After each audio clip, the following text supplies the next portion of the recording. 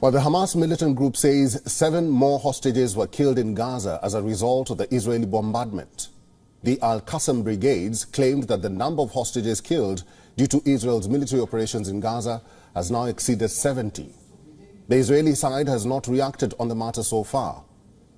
The development further complicates the chances of a possible sustained ceasefire, for which negotiations are underway for weeks now.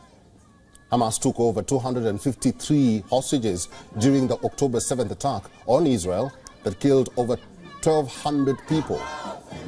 105 hostages were released during a week-long truce in November. Israel says more than 100 hostages are still being held inside Gaza.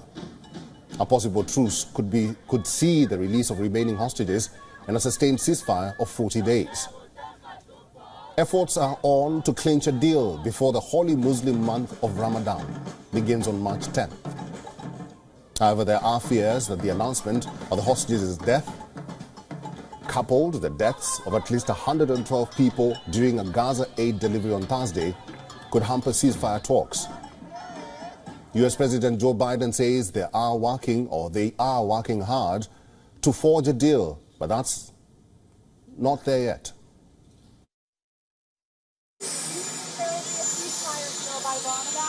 I'm hoping so. We're still working real hard at it. Not there yet. What is the biggest holdup right now? I'm not going to tell you that because that would get involved in the negotiation. Earlier this week, Biden said he hoped a temporary ceasefire could be agreed by early next week, but this is looking increasingly unlikely now. The president also announced that the U.S. military will be airdropping food and aid into Gaza.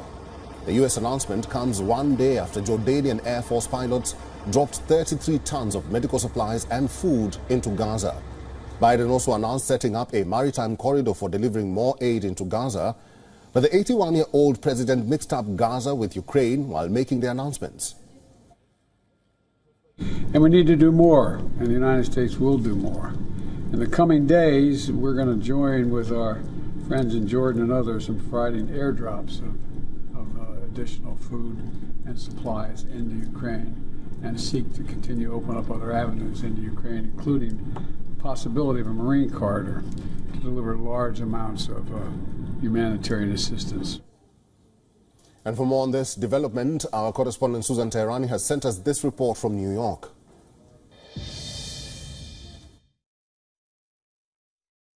President Biden said that the United States would work with Jordan, which has been at the forefront of airdrop efforts to Gaza, and other allies to deliver aid first by air and then eventually by sea.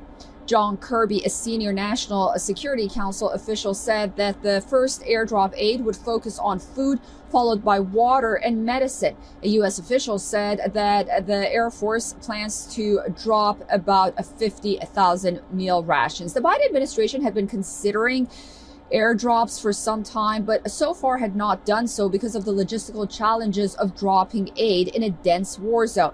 However, John Kirby on Friday said that the chaos on Thursday had underscored the need to find more creative ways for assistance at a greater scale. Susan Teherani reporting from New York for WION World is One.